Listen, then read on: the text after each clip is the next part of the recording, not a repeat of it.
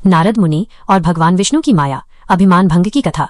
ये कथा भागवत पुराण और पद्म पुराण के कुछ प्रसंगों में वर्णित है, जो नारद जी के अभिमान को तोड़ने और उन्हें अमर पद प्रदान करने के लिए भगवान की लीला को दर्शाती है।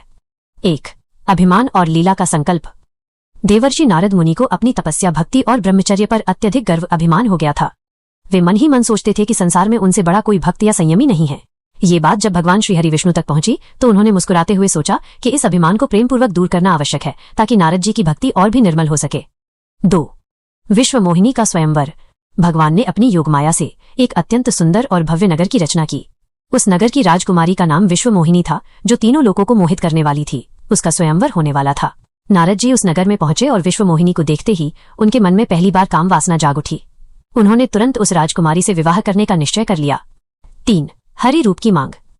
नारद जी को लगा कि उनका साधारण साधु वेश, बाहर निकले दांत और सिर पर चोटी होने के कारण राजकुमारी उन्हें स्वीकार नहीं करेगी। वे तुरंत भगवान विष्णु के पास पहुंचे और बोले, हे प्रभु, मुझे विश्व मोहिनी से विवाह करना है। कृपया मुझे ऐसा सुंदर रूप दीजिए कि मैं स्वयंवर में विजयी हो सकूं। भगवान विष्णु मुस्कुराए और कहा, नारद, मैं तुम्हें ऐसा रूप दूंगा कि सभा तुम्हारी ओर ही देखती रह जाए। जाओ, तुम्हारी इच्छा पूरी होगी। 4. कपट और अपमान। भगवान ने अपनी माया से नारद जी को गुप्त रूप से बंदर जैसा मुख दे दिया, जबकि नारद जी को यह लग रहा था कि वो सबसे सुंदर हो गए हैं। स्वयंवर के दिन नारद जी उत्साहित होकर बैठे। जब विश्व मोहिनी वरमाला लेकर आईं तो उन्होंने नारद जी के वानर रूप को देखकर भय से आंखें फेर लीं और आगे बढ़ गईं। सारी सभा हंसने लगी। तभी वहां भगवान विष्णु स्वयं अपने असली रूप में प्रकट हुए। विश्व मोहिनी ने तुरंत वरमाला भगवान विष्णु के गले में डाल दी। 5. नारद जी का क्रोध और श्राप। नारद जी को तुरंत समझ आ गया कि ये सब भगवान विष्णु की लीला थी। वह अत्यंत क्रोधित हुए और लज्जा तथा दुख से भरकर भगवान विष्णु को श्राप देने लगे।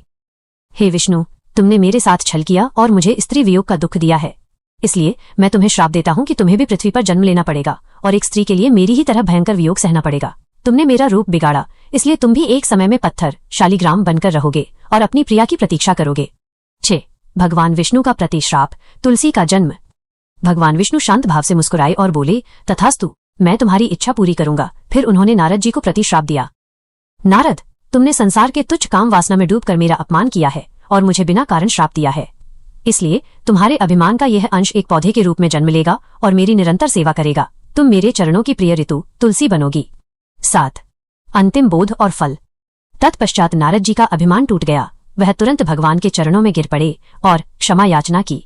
भगवान ने उन्हें गले लगा लिया और कहा, नारद, ये लीला तुम्हारे अभिमान को दूर करके तुम्हारी भक्ति को और शुद्ध करने के लिए थी। अब तुम मेरे परम भक्त और मेरे प्रिय पार्षद बने रहोगे। इस कथा का परिणाम। नारद जी का अभिमान चूर हुआ और वे नारायण नारायण का जप करते हुए त्रिलोक में विचरने लगे।